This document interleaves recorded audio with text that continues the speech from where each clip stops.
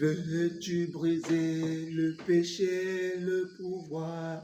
La force est en Christ, la force est en Christ. Si dans ton cœur tu veux le recevoir, la force est dans le sang de Christ. Je suis fort, fort, oui, plus que vainqueur par le sang de Jésus. Je suis fort, fort, oui, plus que vainqueur par le sang de Jésus, mon sauveur. Shalom, shalom, bien-aimés dans le Seigneur en Jésus-Christ.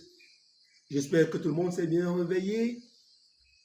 Nous continuons avec les temps de la Pâque. Et en ce temps de Pâques, nous sommes dans la période dite des apparitions, période où le Seigneur se dévoile à ses disciples comme étant le Messie ressuscité.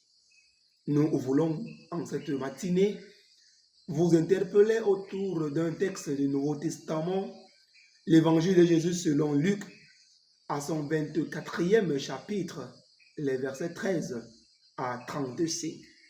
Nous disons Luc, chapitre 24, les versets 13 à 35. Et pour nous résumer, nous sommes servis des versets 21 qui suscitent et qui disaient ceci. Nous espérions que ce serait lui qui délivrerait Israël. Mais avec tout cela, voici le 3e jour que ces choses se sont passées. Le verset 22, quant à lui, il dit ceci. Il est vrai que quelques femmes d'entre nous nous ont fort étonnés, s'étant rendues de grand matin au sépulcre. Nous voulons vous interpeller autour d'un thème fédérateur sous une forme questionnelle. Pourquoi avez-vous perdu l'espérance? Pourquoi? Les disciples de Jésus perdent l'espérance parce qu'ils n'ont pas retenu la leçon donnée par Jésus. Ils n'ont pas pu être des élèves conservateurs. Mais ils perdent de l'espérance parce qu'ils ont ourdi des plans. Chacun avait fait une projection de sa vie future. Étant donné que Jésus était le Messie, était l'homme envoyé pour restaurer Israël, était l'homme envoyé pour sauver Israël de la captivité et même du roi impie. Face à cette restauration, les disciples, chacun avait dessiné, autant pour moi, sa vie future, projetant désormais le rôle qu'il devrait jouer dans cette nouvelle royauté. Mais malheureusement, le cours des choses va changer. Le Christ est crucifié. Il est mis en tombeau. Mais les disciples perdent l'espérance parce qu'ils ne se sont pas souvenus de l'enseignement qu'il leur avait dit.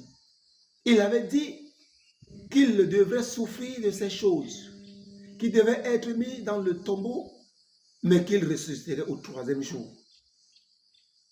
Fort même du fait qu'ils sont étonnés de la présence des femmes très tôt au tombeau, qui leur rapportent que le Christ n'était plus. Les disciples rebroussent chemin, chacun entrant dans ses activités premières. Mais pourquoi le chrétien est-il appelé à perdre l'espérance? Pourquoi le chrétien est-il appelé à rétrograder? Forcément, nous rétrogradons parce que nous avons fait des projections et lorsque les projections ne donnent plus, chacun commence à regretter.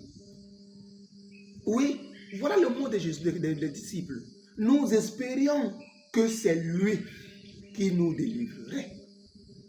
Puisqu'il est non mort, c'est la même chose qu'un parent qui a perdu son enfant après l'avoir éduqué. Il va perdre de l'espérance parce qu'il se dit, je savais que c'est mon enfant qui devrait, mais c'est le contraire qui se produit. Les disciples sont donc en train de rebrousser chemin parce qu'ils ont perdu l'espérance.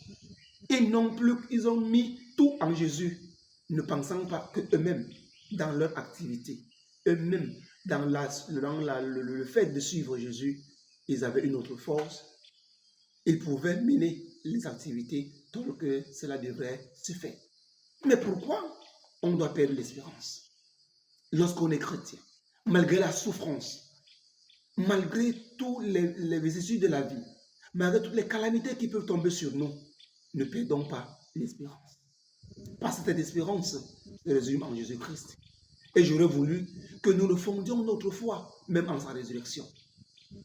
Toi qui m'écoutes, bien-aimé, il est temps pour toi de rester dans l'espérance de la foi, l'espérance de la résurrection et de l'espérance d'une vie future en Jésus-Christ.